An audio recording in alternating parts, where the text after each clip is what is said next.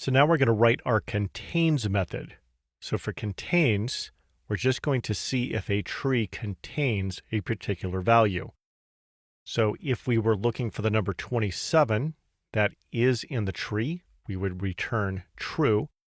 If we were looking for the number 17 that is not in the tree, we would return false. So just like we did for insert, I'm going to walk through all of the steps for the contains method, and then we will go through the code.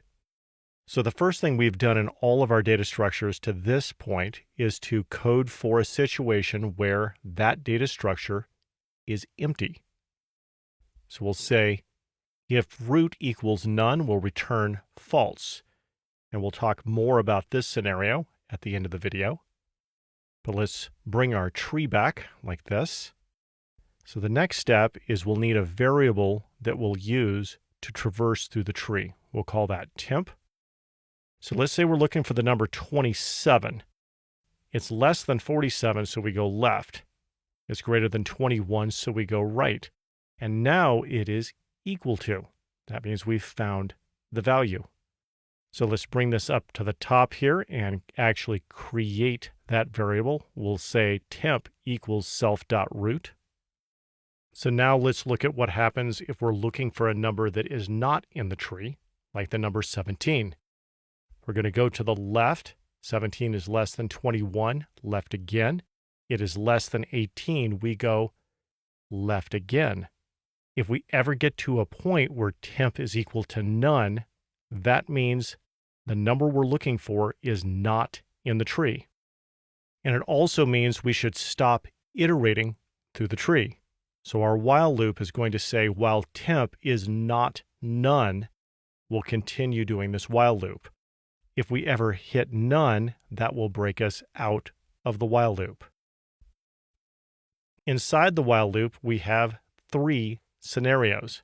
Either the number that we're looking for is less than temp, in which case we're going to go left, or it's greater than, we'll say else if it's greater than, we'll go right.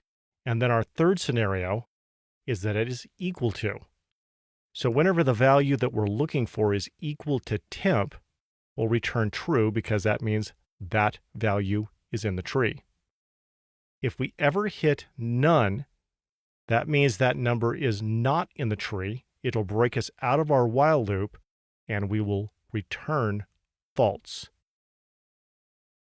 Okay, so those are all of our steps for the contains method. Let's move those steps down to the bottom here and write the code. So we'll say contains, we'll pass it a value, the value that we're looking for. And now let's start working through our list. If root is equal to none, we're going to return false. So that is this situation where we have an empty tree. So we're going to say, if root is none, we return false. And we'll remove that from the list. Next, we'll create our variable temp equals self.root.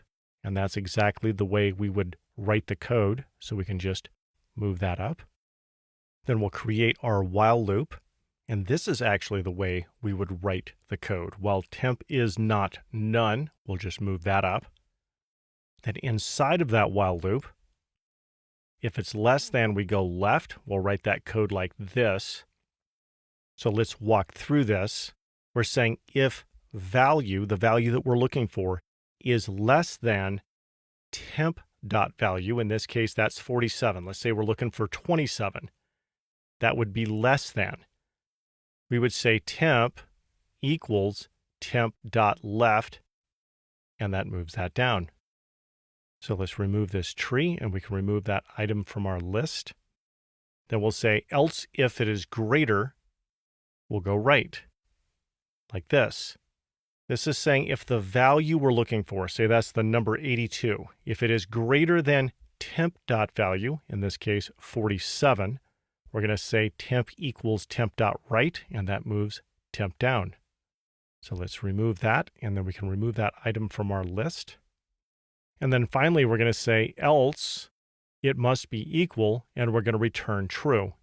And then we'll just do this because that is the only option that we have left if that item is in the tree. So we'll remove that. Then there is also the possibility that that item is not in the tree. That'll break us out of the while loop, and then we will return false.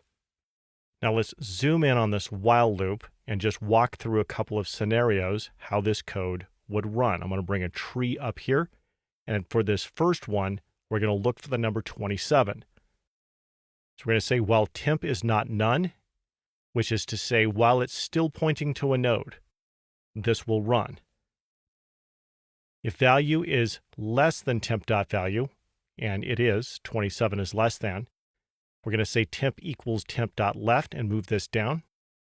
Then we'll run the while loop again. If it's greater than, we're going to move right, and it is greater than. And then we'll run the while loop again, and this time, that is the value we're looking for, and we're going to return true. Let's bring this up here and look for a scenario where we don't have that item in the tree. We'll look for the number 17. So we'll say while temp is not none, we're going to go left, runs the while loop again, and we're going to go left again.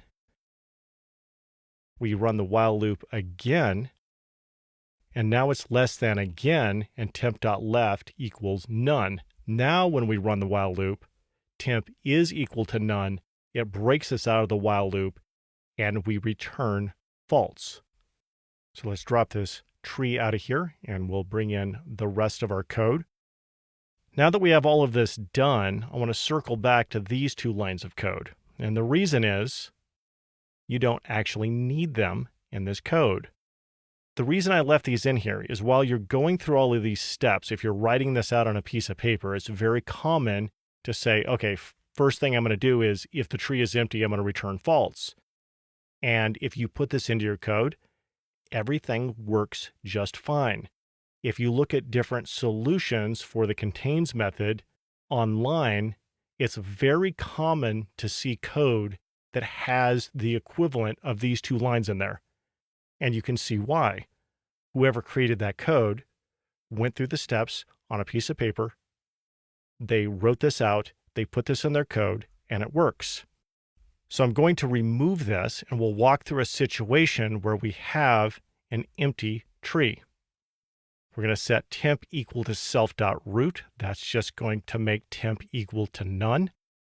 We move down to our while loop, which says while temp is not none, while temp is none, so we're going to skip that, and we're going to return false.